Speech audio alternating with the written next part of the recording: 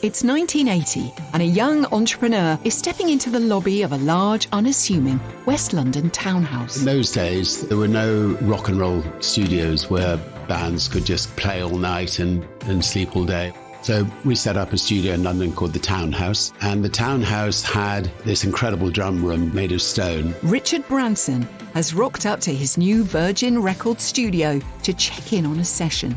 The recording of Phil Collins' first solo record. I remember sitting in the studio when he was messing around in the drum room, and this sort of haunting, incredible sound came out from the studio. And I think all of us looked at each other and thought this was just absolutely and utterly extraordinary. Record producer Hugh Padgham. We had no idea that when we were recording it that it would become a single. We were just having fun, just from a sort of sonic point of view. It's like, come on, let's really shock the listener. But already, those gathered at the Townhouse must know. This record, those drums, are going to change everything. In the beginning, the song's like calm, and everyone in the crowd just waiting for that anticipation. There's a bit of a sense of the clouds clearing. Could you get anything more minimalist than that? I mean, it's an incredibly sharp, empty pop song. But more importantly, the drama of the tune, the way you could have these drums explode. And then once it hits, I feel like everyone has chills. That beat is about to echo through history. I'm Zoe Ball. From BBC Sounds, this is Era's Phil Collins. Episode 2, Can You Feel It? So when we last saw Phil Collins, he was rattling around in his empty family house, attempting to come to terms with the breakdown of his marriage. This was not something that I had wanted. I loved my kids. I used to take Joe to school in the morning. I was the one that used to change Simon's nappies when he got up. But it got very, very nasty. And I kind of, I hit low, really. With his Genesis bandmates, Mike Rutherford and Tony Banks, off making solo records, there was very little to distract Phil from his grief. I had friends, and some friends came to stay with me, and we had some madness. There was much partying and there was much lunacy. You adopted friends and they... Yeah, I got to know Clapton very well. He was a neighbour, and because of John Martin we met. Eric and Patty were like my best friends for a while. I used to stay there an awful lot. Do you think if you were ever going to lose your head to drink or the hedonism of the industry, would that have been the point at which to do it? Yes, it would have been. But something pulled Phil back from the brink. In the midst of the darkness, he felt a new drive to create. I really didn't finish a song until I started writing Face Value material. And that was really born out of a divorce. I was just writing songs as messages because I found I was actually able to say things in songs that I wasn't able to say in person. Phil wasn't thinking about albums or hits. He was just trying to put his thoughts down in a way that made sense to him. And so I got this recording equipment, this 8-track stuff in my house, in the master bedroom. I just started to pour everything out that I had inside me into songs. And that was when I started to become a writer. That's when I wrote my first song, Phil's first instinct was to take his new material to Genesis. Mike and Tony, having done their solo albums, I gave the guys a listen to my stuff, which included In the Air Tonight and a few other things. I said, which songs do you want to use, because we were having a couple of songs each, and they chose Please Don't Ask, because it was Beach Boyish, and Misunderstanding. Misunderstanding became the centrepiece of the next Genesis album, Duke. For bandmate Tony Banks, it was clear that something had changed in Phil. I don't think he was really a kind of all-round lead singer until the Duke sessions, when he suddenly sort of seemed to develop this kind of ability to get this kind of crack in his voice and really be able to deliver with power. And it was really exciting because it really gave an edge to things. When Duke was released in March of 1980, it became the first Genesis album to top the charts in the UK. And Misunderstanding climbed to number 14 on the Billboard 100. The album was a triumph, but Phil still had shed loads of material left over. Here's Genesis tour guitarist Daryl Sturmer. We were rehearsing with Genesis, and Phil said to me, I want to play something for you. Come out to my car. So we went out to his car, and he put in a cassette. And it was the demo of In the Air Tonight, with the drum machine starting the,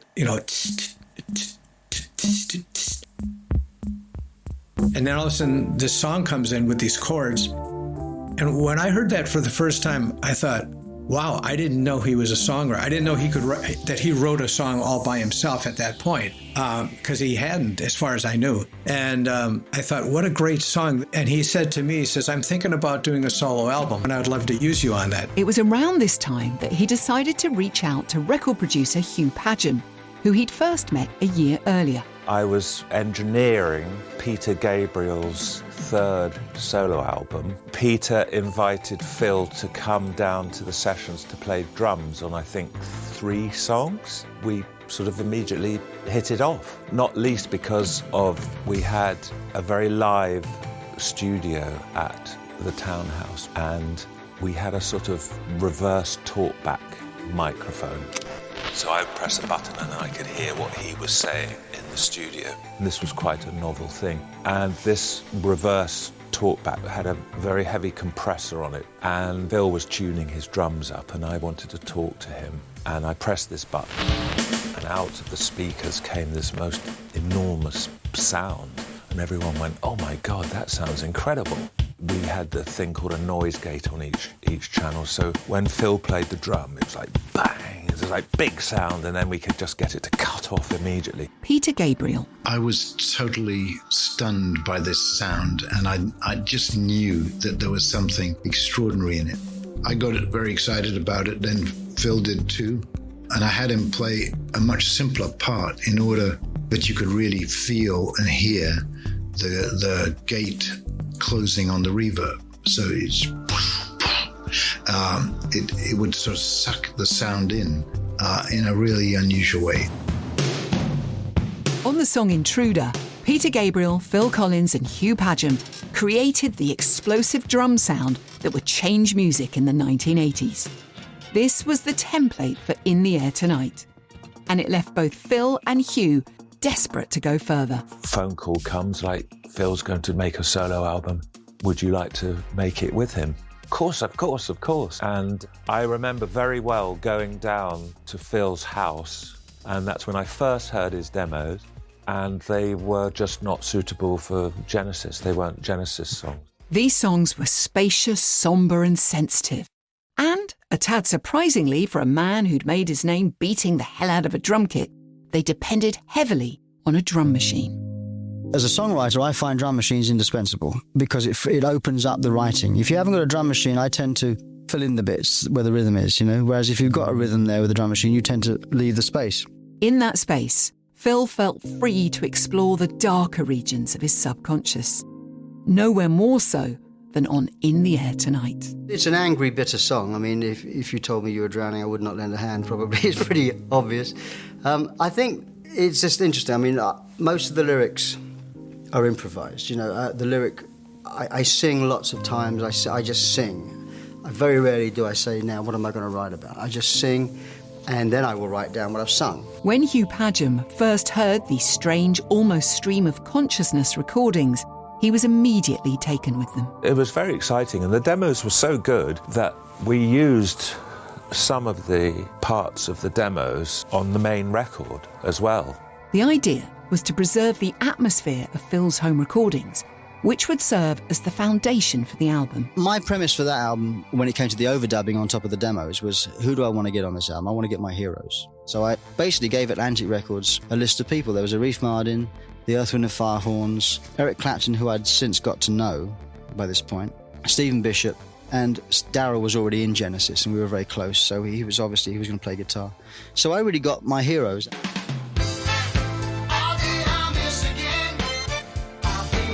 Crucially, despite its heartbroken origins, Face Value was not recorded in misery.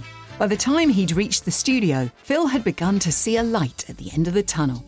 Enter Jill Tavelman, an LA-based teacher who Phil met on the road and fell for hard. So really, I was coming out of the gloom before I even finished Face Value. And I was writing This Must Be Love, for instance, was a song that I wrote for Jill. This must be love. When Phil's friend, the legendary drummer of Yes, Bill Bruford, first heard the finished album, he knew it was something special. Clearly, it was the divorce album to end all divorce albums. It was very atmospheric, and that record really did seem to be touched by magic. And I said, I don't know what's going to happen to this, Phil, but it smells good to me. The only question was whether the public would buy into Phil Collins' Solo Man. We felt that we had a real chance that, Phil as the solo artist could do as well as Genesis. Owner of Virgin Records, Richard Branson. He was such a nice person. He was delightful to have on the record company. Everybody at Virgin wanted to work massively hard on making him a massive success because he was light. And so enormous time and energy went in making his solo album a great success. And you never know with an album until it's out. Genesis albums had always featured obscure artwork with no photo of the band in sight. But for his first solo album, Phil felt like a change. Remember, Phil started out as an actor.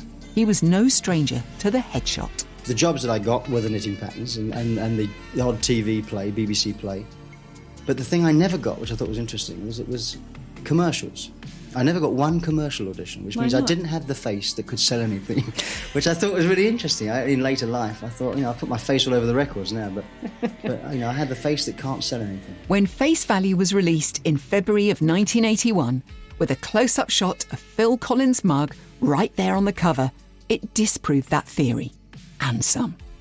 The album shot to number 1 in the UK and number 7 in the States, and would eventually sell more than 12 million copies worldwide. It also proved a hit with the critics.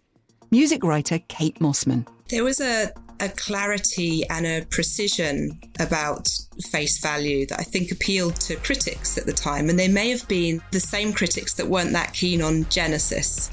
There's a bit of a sense of a sparsity in the production, and that seems to be the polar opposite to everything that prog rock stood for, and people used to think that Genesis stood for. Bob Geldof. I was aware of Genesis, but I wasn't interested in them. I wasn't interested in that sort of music at all. And then I heard Phil, and everyone says it was classic 80s. It just wasn't to me. There was so much space in his songs. They were precisely atmospheric. I just saw the hits were great hits, proper hits, lasting things. You have songs that are ephemeral, they're a hit for the moment and then they're gone. I thought, these are really good, this will last, so that was it. But nobody was more surprised by all this adoration than the man who had made it. The album made itself, The album was made before I even realised I was going to do a solo album. I didn't sit down and say, right, solo album, I've got a recording contract, what am I going to do? That all came afterwards. So for it to come out and get good reviews, which it did, and then for it to do so well worldwide was a major shock to me. With that success came a whole new level of exposure. Consider the scrutiny around Phil's first ever appearance on Top of the Pops. The first time I did Top of the Pops in the air, I had a Prophet 5 synthesizer and a drum machine, and I didn't have a keyboard stand, so I took a workmate from the studio, I think it was, and we put the keyboard on the workmate. And I sat on a stool. And then while we were rehearsing, the drum machine, which had to be put on something, we thought, I'd get a tea chest, because that would go with the workmate. So we got a tea chest. And then in between takes, a pot of paint arrived, because they were going to paint the tea chest, I think. And I said, no, they don't paint the tea chest, leave the tea chest like it is. So I put the pot of paint on the drum machine. Then it went out on the air, and a lot of people said, what the hell is a pot of paint for? My ex-wife saw a pot of paint, and she went off with the decorator, you see. So she thought that my pot of paint was actually a very pointed thing at her, and it certainly wasn't. It's worth mentioning once again that Andy has always said there was more to the breakdown of the marriage than her affair with the decorator. But having the public pore over the most intimate details of your personal life was new territory for Phil, and it was something he would have to get used to in the years to come. For the time being, he dealt with it the only way he knew how, by disappearing into his work. It was around this time that Phil first met Led Zeppelin's Robert Plant. I was coming out of 12 years in my previous setup with Zeppelin, and I was very haphazard. I didn't know. It's like suddenly you've lost all the structure of everything around you. And anyway, I set about for myself to make a record. And then I got this note from Phil saying, my whole time as a drummer, I've always looked so highly upon John Bonham, and if you need any help, I'm your man. I'd find it great to try and fill a drum stool behind you. And I was so flattered by that, because really I'd always seen myself as a bit of an appendage in Zeppelin, just sort of wiggling around and coming up with some funny lyrics. After so much heat in the limelight, Phil was all too happy to slip back onto the drum stool and let someone else take centre stage. True to his word, he came down to Rockfield. He said to me, look, I can give you a week. I can give you Monday to Friday, but we've got to do all the tracks by then. I said, okay. So he came down and he was incredible because his awareness of where he sat within the music and the embellishments that he gave, the drive that he gave to the whole thing on a musical level. And we really did get these tracks down. But we had so much fun. We lived in a little house on the top of the hill, and it was nothing but excitement and positivity. This was an era of incredible growth for Phil, with his solo successes paving the way for new opportunities. But he didn't lose sight of the reason he'd got there in the first place. Listen, how about the fellas in Genesis? Are they furious? Oh, no. They're spitting blood, I heard. The rumour in the music press is they're spitting blood. No, as soon as you do anything on your own, people tend to think that you can't do two things at once, so therefore the group must be sort of splitting up in no more. But the group are not splitting up. Absolutely not. When Genesis set about recording their first album since the colossal success of Phil's solo record, they came to the process feeling rejuvenated. It's the next Genesis album after Face Value. I'd worked with Hugh Padgham on that album, and he came in for the first time as Genesis co-producer. And we stripped the sound back down, and everybody made a conscious effort to try and avoid the pitfalls that maybe we were going to fall into. So from our point of view, it was a very new Genesis sound. Abacab, released in September of '81, topped the charts in the UK and reached number 7 in the States. Not 2 years into the decade, Phil Collins already had released 3 number-1 albums, and he was showing absolutely no sign of slowing down. After finishing a mammoth tour with Genesis, Phil headed directly back to the studio to work on solo album number 2. I did think, especially the way Face Value was written, I didn't think I had another album in me, But isn't the divorce law wonderful? These things drag on forever. So I actually did have a lot of things that were still coming out. You can tell everyone I'm a down disgrace. Drag my name all over the place. Don't care anymore. On Hello, I Must Be Going, Phil returned to the wound of his embittered divorce. But he also wanted to throw something a little bit more uplifting into the mix. I wanted to do a cover. I like doing other people's songs, and I kind of had a short list of Motown songs that I would like to have done. And You Can't Hurry Love, I kind of figured was one of my favourite songs when I was at school. I thought I'd just have a crack at it. And I put Motown, We Salute You on the sleeve notes because of my love for the thing. Can't hurry, love. No, you'll just have to wait. She said love don't come easy. But it's It was this tribute to his boyhood obsession with Motown that would end up breaking a major milestone in Phil's career. Well done, Phil, and congratulations on the number 1 hit. Thank you, Terry. Did it come as a surprise to you? Yes, well, I was hoping that all the stacks of record that are in my garage would actually sort of pay off. You Can't Hurry Love was a major hit, but the other tracks on Hello, I Must Be Going didn't climb to the same heights, and the critics' response was more muted this time round. People outside, your fans, the critics, think that it's almost a formula that you've patented. That's why your next album, Hello, I Must Must Be Going, also seemed to bring together this heartache and emotion. Again, big successes, almost like you were cashing in on your private life. Well, all I can say is it wasn't like that. I know it. I know people think that. I write about what's happening to me, All the same, some of that criticism did ring true. The second album was, in a way, more the divorce album, because that was the album of the lawyers' letters. Maybe I was a bit much more angry and bitter at that point. My second album was not as good as any of the other albums, really, to be honest. Phil emerged from album 2 with a nagging sense that next time around he'd need to change things up. But in the meantime, there was the day-to-day business of a pop star on the rise to attend to. I got a call from the chairman of the Prince's Trust, which had been going for a few years, but not involved with music at all. And he said, I'd like to meet with you because Prince Charles has asked me to ask you if you'd become a trustee of the Trust. And I thought, God, this is incredible. In 1982, Phil Collins played a starring role at the inaugural Prince's Trust Rock Gala, performing alongside an all-star cast, including his mate, Robert Plant. I remember doing the Prince's Royal Trust with him, the very first one, with Midge Ure and Townsend and people. And he was the driving wheel, as Bobby Blue Bland would have called it. He was right behind the whole show. He'd learned everything. What a great thing to do, to be that good, that you're prepared to wing it through everybody's songs in a show like that. This was the start of a peculiar period in Phil's story, in which he became the turn of choice for the newlywed royal couple. We gave them a box of Genesis albums just as a gesture, you know, sort of, this is what you heard. And the next time they came, Diana came up to me and said, why didn't you play more from A Trick of the Tail? And I thought, Christ, she's been listening to her. Well, there you have it. Lady Di, a Genesis fan. I've always suspected that we had that in common.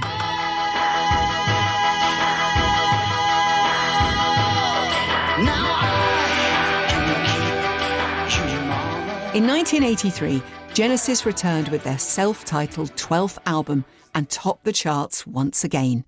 Life during this period was a never-ending succession of pinch-me moments, such as the one that saw Phil produce the new album of his dear friend, Eric Clapton. I wanted him to show people what he was capable of, because those people were thinking, well, the best of EC we've heard. And I wasn't convinced that was the case. And he was writing all these very personal songs, because at the time I didn't know it, but his marriage was falling apart.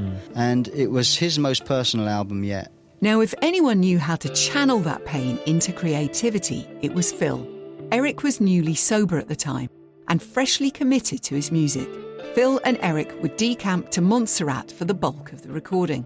But the resounding memory from the whole experience would arrive once they'd returned to England.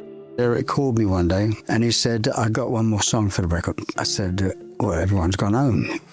He said, yeah, but I want it on a record. He said, I'll come round now. So he came round with the guitar and I'm thinking, this is a bedroom with just my little 8-track material, equipment in it. And he played it to me and it was lovely. It was called Behind the Sun and it was just him and his guitar. So he said, plug the guitar and let's get a sound and we'll do it. And I'm thinking, I got Eric Clapton, you know. Suddenly, I wasn't his producer and friend. I was kind of, you know, the 15-year-old kid at the bus stop hearing Cream play. And I said, okay, plugged it in. So we recorded the song, and then he said, okay, I'm going to sing it now.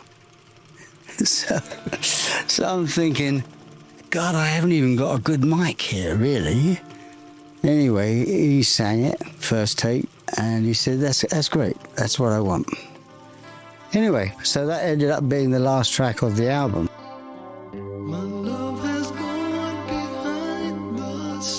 The timing of this whole chapter couldn't have been more poignant. Just as he was helping to rekindle some of a dear friend's former glory, Phil Collins was about to ascend to the very peak of his own career. Now, 84 was a good year for you. God, yeah. In fact, while I was doing Eric's album in Montserrat, Against All Odds went to #1. I think that was my first ever American #1. That song was written for Face Value, but I felt I had one ballad too many on that album, so I left it off. I suppose I must have felt it was a weaker song than the rest. And then Taylor Hackford called me a couple of years later and said, I want you to write a song for my film, Against All Odds. So I saw the rough cut of the film, and I said, listen, I'm on the road, Taylor. I can't really write a song, but I have got a song left over that's a ballad, and if you like it, I could write some words for it. How can I just let you walk away? Just let you leave without a trace. From a leftover that didn't make the cut, all the way to Phil Collins' first US #1. 1984 was shaping up to be a very big year indeed. The end of 84, you teamed up with Philip Bailey. Right. My first tour was in 83. That's the first time I'd ever been out on the road with my own band. During that tour, Phil Bailey, being an Earth, Wind & Fire member, and me using the horn section, he came down to the gig in LA and he loved the gig. Earth, Wind & Fire's Philip Bailey. I was totally blown away by everything that I heard and saw and felt. I was taken away by the wonderful songs, the musicianship, the voice, the drum playing, and one thing led to another. He said, will I produce his next album? In Phil Collins, Philip discovered a bit of a kindred spirit, someone who'd drawn from the same well of inspiration that he had. I was born and raised in Denver, Colorado, so my musical palette was everything from middle of the country music to jazz to R&B, pop, whatever. And I'm sure that's the same with Phil, you know, listening to the Motown stuff. And the one thing about music that is really very cool is the fact that it captures the heart, mind, and soul of people everywhere. So, yeah, I was very excited about the opportunity to collaborate with him. In 1984, Philip Bailey flew over to Phil's home turf to begin work on his new album, Chinese Wall. Phil was just the greatest host. He welcomed me there with open arms. I was at his house first, just going through songs and just enjoying the atmosphere. And I think that had a lot to do. I know that it had a lot to do with the way the project turned out. It definitely was the most noted project that I've done. And shoot, man, we had a lot of fun, a lot of laughs and giggles, and introduced me to Lager and Lime. Between sinking pints at Phil's Local, the pair also found time to throw down one of the most infectious pop anthems of all time. One of the last things we did was write Easy Lover, me, Nathan East and Phil Bailey. And we recorded it. Once we'd finished writing it, we recorded it that night with the intention of just recording it so we wouldn't forget it. And the next day we came in with the intention of recording it properly. Heard the version we'd done the night before and said, well, that's it. We don't need to do it again. So the version that came out was actually a first take job. And it's got such a lot of energy on it, and I still think it's one of the best things I've been associated with.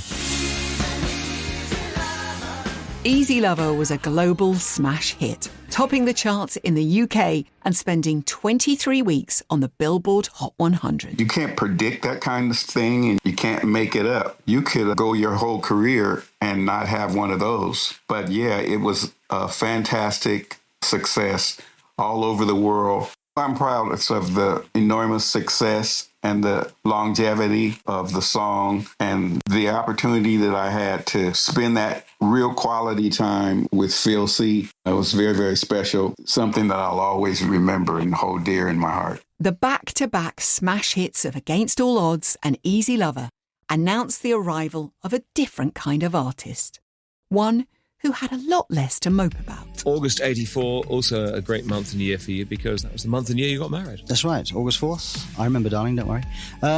Yeah, we've been together since 1979-80, Jill and I, so we just decided to get married, and we had the reception in our house, which was a mistake, because although people say they'll clean up after them, all the caterers and stuff, they never do. So you didn't invite Zeppelin? No. Robert came, though, yeah. We did have a great trad jazz band playing at the wedding, and obviously the inevitable thing happened. I mean, we had all the equipment there, and everybody got up and played. So there was Eric, me, Robert Plant, and we had a great jam session. One minute you're a teenager waiting in line outside the marquee, hoping to catch the debut show of Led Zeppelin or Clapton's new outfit, a little group called Cream. The next, you're playing alongside them to your assembled friends and family on your wedding day. Isn't life the strangest thing? And it's about to get a hell of a lot stranger. Well, they used In the Air on the first Miami Vice, and everybody in America apparently thought that was the theme song, so they started asking for it in the shops, and it went into the charts again. Next time, on Era's Phil Collins, The Imperial Years.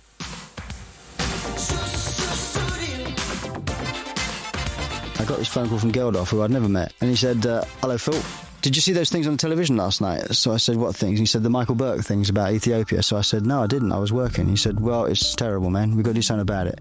I'm Zoe Ball, and this is Era's Phil Collins.